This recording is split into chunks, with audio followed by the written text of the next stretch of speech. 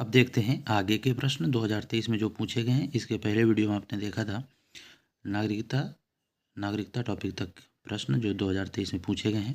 आइए आगे प्रारंभ करते हैं मूल अधिकार से कि मूल अधिकार टॉपिक से 2023 में कितने प्रश्न पूछे गए हैं। तो पहला प्रश्न देखिए, झारखंड पीसीएस 2023 में पूछा गया है 1931 ईस्वी में कांग्रेस के किस अधिवेशन में मौलिक अधिकारों का प्रस्ताव पारित हुआ था। उत्तर हो जाएगा विकल्प बी, कराची। वर्ष 1931 में हुए कांग्रेस के कराची अधिवेशन में मौलिक अधिकारों का प्रस्ताव पारित हुआ था।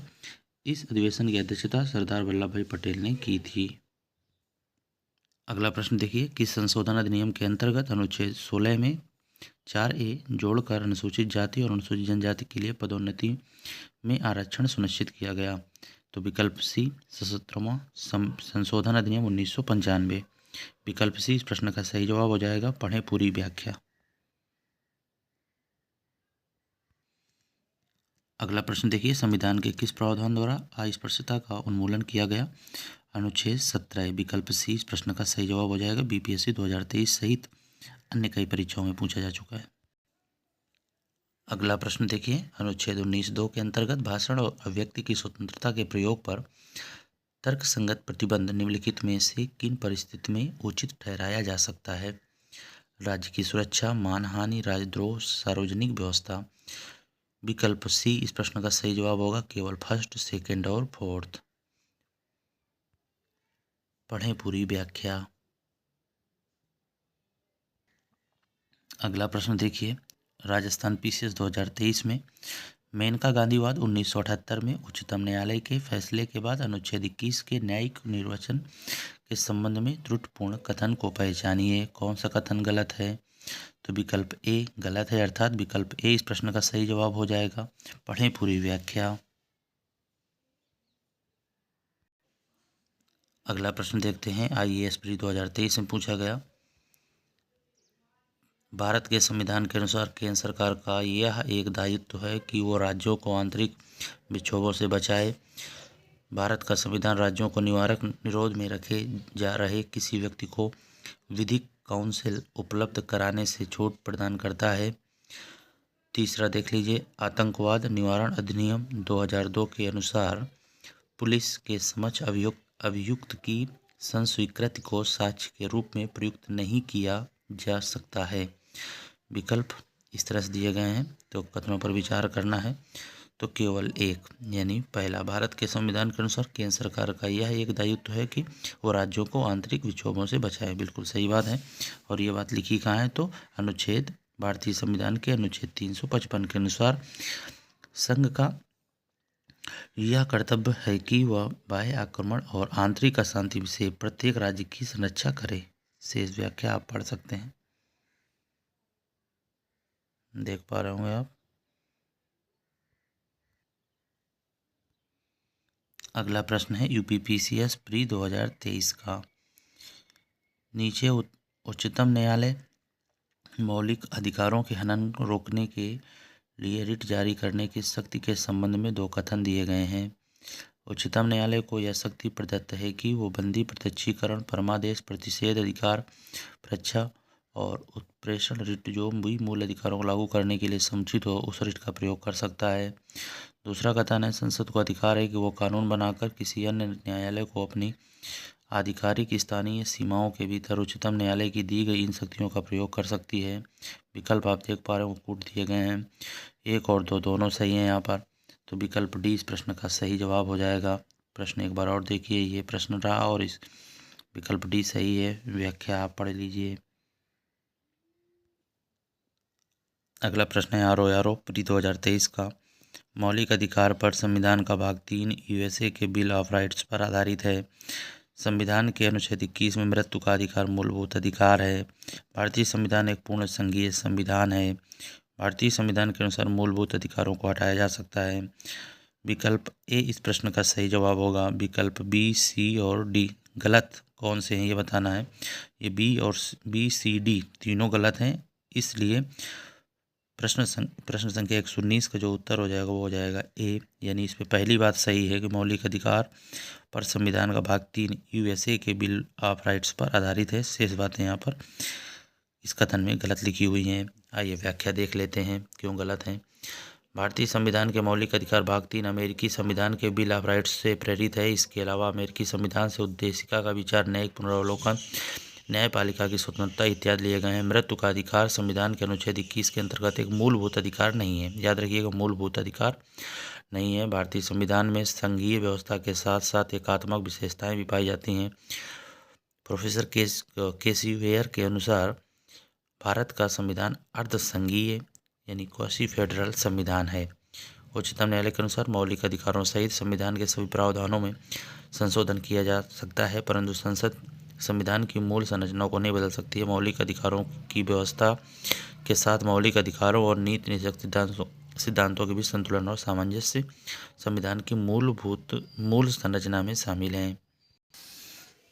अब देखते हैं राज्य की नीति के निदेशक तत्व से प्रश्न। सबसे पहले आप देख सकते हैं मौलिक अधिकार और नीति निदेशक तत्व में अंतर। आप स्क्रीनशॉट ले सकते हैं या फिर वीडियो को रोककर आप नोट कर सकते हैं। पहला प्रश्न देखते हैं, किस अनुच्छेद में उल्लेखित है कि राज्य के नीति निदेशक तत्वों को किसी भी न्यायालय द्वारा लागू नहीं किया सकता? अनुच्छेद 37 में ये बात लिखी हुई है। ठीक है, व्याख्या देख सकते हैं। भारतीय संविधान के अनुच्छेद 37 के अनुसार भाग 4 में अंतर्विष्ट उपबंध किसी न्यायालय द्वारा परिवर्तनीय नहीं होंगे, किंतु फिर भी इनमें अधिकथित तत्व देश के शासन में मूलभूत हैं और विधि बनाने में इन तत्वों को लागू करना राज्य का कर्तव्य होगा। और इस प्रश्न का जो सही जवाब होगा अनुच्छेद 37 अर्थात विकल्प डी सही जवाब। अगला प्रश्न पूछा गया है आरओ में, वे न्यायालयों द्वारा प्रवर्तनीय नहीं है यानी कौन? राज्य के नीति तत्व के संदर्भ में कथनों पर विचार करिए। कानून निर्माण में इन सिद्धांतों को लागू करना राज्य का कर्तव्य होगा। तो विकल्प बी, एक और दो दोनों यहाँ पर सही हैं। तो विकल्प बी इस प्रश्न का क्या हो जाएगा? सही जवाब हो जाएगा। व्याख्या आपको पहले ही बता दी गई। तो आरओ में पूछे गए 2023 का जो प्रश्न था, प्रश्न विकल्प बी इस प्रश्न का सही उत्तर हो जाएगा। अगला प्रश्न है, भारतीय संविधान का कौन सा अनुच्छेद समान नागरिक संहिता यूसीसी की बात करता है? समान नागरिक संहिता की बात करता है। विकल्प बी अनुच्छेद 44। विकल्प बी इस प्रश्न का सही उत्तर हो जाएगा। व्याख्या आप पढ़ सकते हैं। यूसीसी का फुल फॉर्म होता है यूनिफॉर्म सिविल कोड। यूपीपीसीएस का प्रश्न देखते हैं, निम्नलिखित में से कौन सा प्रावधान नीति निषेध तत्वों तथा मौलिक कर्तव्यों दोनों का एक भाग है? उद्योगों के प्रबंधन में कर्मकारों का भाग लेना, पर्यावरण का संरक्षण, अभिभावक बच्चों को शिक्षा के अवसर दिलवाएं, समान नागरिक संहिता। विकल्प बी पर्यावरण का संरक्षण, इस बात का उल्लेख दोनों में है। डीपीएसपी यानी नीति निषेध तत्व और फंडामेंटल राइट्स यानी मौलिक कर्तव्यों दोनों में ही इनका उल्लेख किया गया है। व्याख्या आप पढ़ सकते हैं। अगला चैप्टर है मूल कर्तव्य। प्रश्न देखते हैं, अनुच्छेद 51 का मौलिक कर्तव्य की व्याख्या करता है। फिलहाल कितने मौलिक कर्तव्यों का उल्लेख है? तो आपको बता दें 11 मौलिक कर्तव्यों का उल्लेख है। विकल्प भी इस प्रश्न का सही जवाब हो जाएगा। आप ये प्रश्न देख रहे होंगे, प्रश्न संख्या 39, भारतीय संविधान में कितने मौलिक कर्तव्य हैं? इस प्रश्न का सही जवाब क्या होगा? आप कमेंट करेंगे। आपको कमेंट करना है ताकि हमें पता चल सके कि आप में से कितने लोग पूरा वीडियो देख रहे हैं। और बहुत अच्छा लगेगा मैं अगर आप कमेंट करते हैं, तो मुझे भी अच्छा ही और अच्छा लगेगा। तो क्या हो सकता है, मुझे प्रेरणा मिलेगी कि आप देखते हैं और आगे इसी तरह से आपके लिए अपडेटेड क्वेश्चंस की सीरीज आती रहेगी। जिस तरह से ये प्रारंभ है, तो आप कमेंट जरूर करिएगा, क्योंकि एक सिंपल सा प्रश्न है। पूछने का उद्देश्य यही है कि आप में से कितने लोग वीडियो देख रहे हैं, क्योंकि कई लोगों को तो हम जानते ही हैं। आप ज़रूर कमेंट करिएगा। विश्वास है कि अगर आप वीडियो देखेंगे तो इग्नोर नहीं करेंगे और कमेंट जरूर करेंगे। ठीक है, आगे बढ़ते हैं। अगला टॉपिक है राष्ट्रपति। नीचे दो कथन दिए गए हैं, जिनमें एक को अभिकथन ए और दूसरे को कारण कहा गया है। अभिकथन ए, संविधान संघ की कार्यपालिका शक्ति भारत के राष्ट्रपति में निहित करता है। भारत का राष्ट्रपति राज्य का संवैधानिक प्रमुख होता है। नीचे कोड दिए गए हैं, कौन सा उत्तर सही होगा? तो इस प्रश्न का सही जवाब होगा विकल्प सी, ए और आर दोनों सत्य हैं। आर ए की सही व्याख्या भी करता है। दोनों सही और व्याख्या भी करता है। ठीक है, व्याख्या आप स्वयं पढ़ सकते हैं। ठीक है, एमपीपीसीएस प्री 2023 का प्रश्न, राष्ट्रपति के चुनाव के लिए निर्वाचक मंडल में कौन से सदस्य शामिल होते हैं? तो विकल्प सी, संसद के दोनों सदनों के निर्वाचित सदस्य और राज्य विधानसभाओं के निर्वाचित सदस्य भाग लेते हैं। ठीक है, याद रखिएगा। और व्याख्या यहाँ से आप देख सकते हैं। अगला प्रश्न देखिए, IAS प्री 2023 में पूछा गया है। कथनों पर विचार करना है। संसद के दोनों में से किसी भी सदन या राज्यों की विधानसभाओं में नाम निर्दिष्ट किए गए सदस्य निर्वाचक मंडल में शामिल किए जाने के लिए भी अर्ह हैं। विधानसभा सीटें जितनी अधिक होती हैं, उस राज्य के प्रत्येक एमएलए के वोट का मान भी उतना ही अधिक होता है। मध्य प्रदेश के प्रत्येक एमएलए के वोट का मान केरल के प्रत्येक एमएलए के वोट के मान से अधिक है। पुदुचेरी के प्रत्येक एमएलए के वोट का मान अरुणाचल प्रदेश के प्रत्येक एमएलए के वोट के मान से अधिक है, क्योंकि अरुणाचल प्रदेश की तुलना में पुदुचेरी में कुल जनसंख्या का निर्वाच्य सीटों की कुल संख्या से अनुपात अधिक है। कितने कथन सही हैं? तो यहाँ पर केवल एक कथन सही है। कौन सा कथन सही है? व्याख्या देख लेते हैं। व्याख्या यहाँ से आप पढ़िएगा, ठीक है। राष्ट्रपति का निर्वाचन जनता द्वारा प्रत्यक्ष रूप से न होकर निर्वाचक मंडल द्वारा किए निम्नलिखित लोग शामिल होते हैं, और इस तरह से आप ये व्याख्या आप पढ़िएगा। एक साथ दिखाने का प्रयास करते हैं पूरा व्याख्या। इसमें ये पूरा आप देख पा रहे होंगे। अगला प्रश्न देखते हैं। 2022 के राष्ट्रपति के निर्वाचन में राजस्थान विधानसभा के प्रत्येक सदस्य का मत मूल्य कितना था? 129 129 था। बाकी आप देख सकते हैं अन्य राज्यों के मत का मूल्य। अगला प्रश्न देखते हैं, राष्ट्रपति के संदर्भ में है। यदि भारत के राष्ट्रपति का निर्वाचन भारत के उच्चतम न्यायालय द्वारा शून्य घोषित कर दिया जाता है, तो ऐसे विनिश्चय की तिथि से पूर्व राष्ट्रपति के पद के कर्तव्यों के निष्पादन में राष्ट्रपति के द्वारा किए गए सभी कृत्य अविद्यमान हो जाते हैं। भारत के राष्ट्रपति के पद के लिए निर्वाचन के इस आधार पर मुलतवी किया जा सकता है कि कुछ विधानसभाएं विघटित हो गई हैं और उनके निर्वाचन अभी होने शेष हैं। कोई विधेयक भारत के राष्ट्रपति को प्रस्तुत किए जाने पर संविधान द्वारा विहित की गई समय सीमा के अंदर राष्ट्रपति की अनुमति देनी होती। कितने कथन सही हैं? तो यहाँ पर कोई भी कथन सही नहीं है। आप व्याख्या देख सकते हैं। विकल्प डी इस प्रश्न का सही उत्तर हो जाएगा। शेष व्याख्या आप पढ़ सकते हैं। तो कथन कोई भी सही नहीं है। अगला प्रश्न देखते हैं। राष्ट्रपति संसद का भाग है। कथन और कारण का है। संसद के दोनों सदनों द्वारा पारित विधेयक बिना राष्ट्रपति की स्वीकृति के कानून नहीं बन सकता है। निम्नलिखित कौन सा कथन एक सही है बताना है आपको। विकल्प देख लीजिए।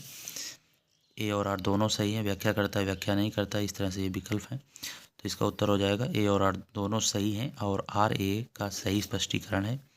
शेष व्याख्या आप देख सकते हैं। अगला टॉपिक है उपराष्ट्रपति। यहाँ से देखते हैं प्रश्न। भारत के उपराष्ट्रपति के संबंध में निम्नलिखित कथनों पर विचार करें। वो राज्यसभा का पदेनाध्यक्ष है। वह संसद के दोनों सदनों के सदस्यों से बने एक निर्वाचक मंडल के सदस्यों द्वारा चुना जाता है। विकल्प यहाँ पर हैं। उपयुक्त में से कौन सा कथन सत्य है? तो यहाँ पर विकल्प सी, यानी दोनों कथन सत्य हैं। दोनों 1 और 2। व्याख्या आप पढ़ सकते हैं। ये व्याख्या है। इस प्रश्न की व्याख्या यह रही। अगला प्रश्न है UPPCS प्री 2023 का। आप देख पा रहे होंगे। भारत के उपराष्ट्रपति का निर्वाचन, जिसे सर्वोच्च न्यायालय द्वारा शून्य घोषित किया गया है, के संदर्भ में निम्न में कौन सा कथन सही है? तो यहाँ पर केवल एक कथन सही है। केवल यानी पहला, उपराष्ट्रपति के रूप में इस प्रकार की घोषणा से पूर्व उसके द्वारा किए गए कार्य विधि मान्य होते हैं। और दूसरा कथन गलत है। उपराष्ट्रपति के रूप में इस प्रकार घोषणा होने के दिन उसके द्वारा किए गए कार्य विधि मान्य नहीं होते हैं। ऐसा नहीं होता, कार्य मान्य होते हैं। इसलिए केवल एक सही है। व्याख्या आप पढ़ सकते हैं। अब देखते हैं केंद्रीय मंत्रिपरिषद से 2023 में पूछे गए प्रश्न।